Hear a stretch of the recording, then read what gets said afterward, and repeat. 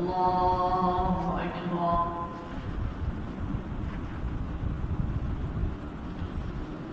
الحمد لله رب العالمين الرحمن الرحيم مالك يوم الدين إياك نعبد وإياك نستعين اهدنا الصراط المستقيم صراط الذين أنعمت عليهم غير المغضوب عليهم ولا الضالين.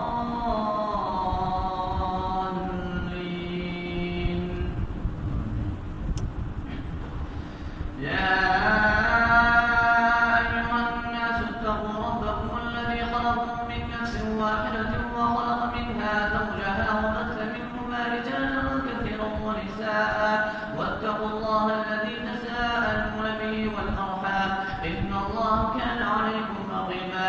وآتوا اليتامى أموالهم ولا تتبدلوا الخبيث بالطيب ولا تأكلوا أموالهم إلى أموالكم إنه كان حبا كبيرا. وإن خفتم ألا تقسطوا في اليتامى فانكحوا ما طاب لكم من النساء مثنى وثلاث ورباع فإن خفتم ألا تعدلوا فواحدة أو ما ملكت أيمانكم ذلك أدنى ألا تعولوا. وآتوا النساء صدقاتهن نحلة فإن طبن لكم عن شيء منه نفسا فكلوه هنيئا مريئا.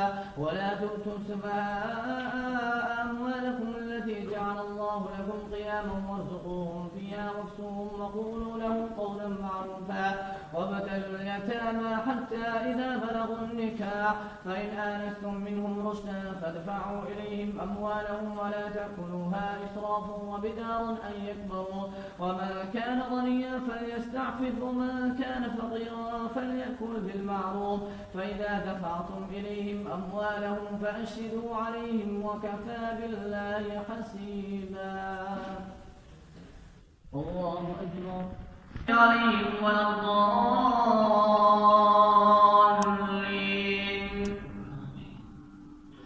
للرجال نصيب مما ترك الوالدان والأقربون وللنساء نصيب مما ترك الوالدان والأقربون مما قل منه أو كثر نصيبا مفروضا. وإذا حضر القسمة أولو القربى واليتامى والمساكين فارزقوهم منه وقولوا لهم قولا معروفا. وليخشى الذين لو تركوا من خلفهم ذرية ضعافا خافوا عليهم فليتقوا الله وليقولوا قولا سديدا. إن الذين يأكلون أموال اليتامى ظلما إنما يأكلون في بطونهم نارا وسيصلون سعيرا. يوصيكم الله في أولادكم للذكر مثل حظ الأنثيين فإن كن نساء فوق اثنتين فلهن ثلثا ما ترك وإن كانت واحدة فلها النصف ولأبويه لكل واحد منهما السدس مما ترك إن كان له ولد فإن لم يكن له ولد ورثه أبواه فلأمه الثلث فإن كان له إخوة فلأمه السدس من بعد وصية يوصي بها أو دين.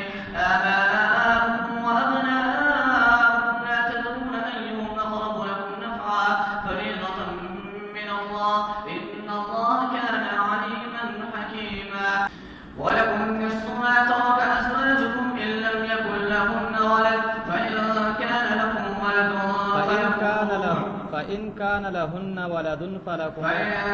لهن ولد فلكم الربع مما تركن من بعد وصية يوصين بها أو دين. ولهن الربع مما تركتم إن لم يكن لكم ولد.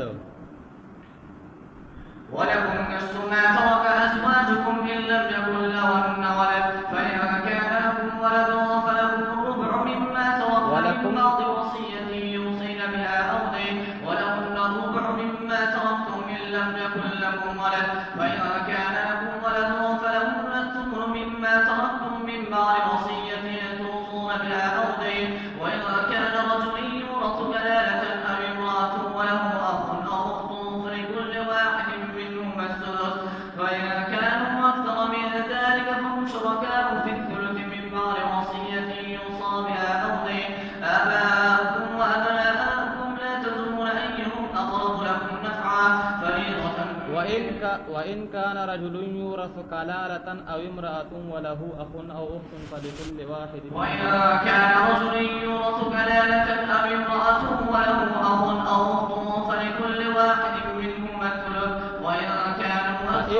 فإن كانوا أكثر من فإن ذلك كانوا أكثر من ذلك فهم شركاء في الثلث من بعد وصية يوصى بها أو دين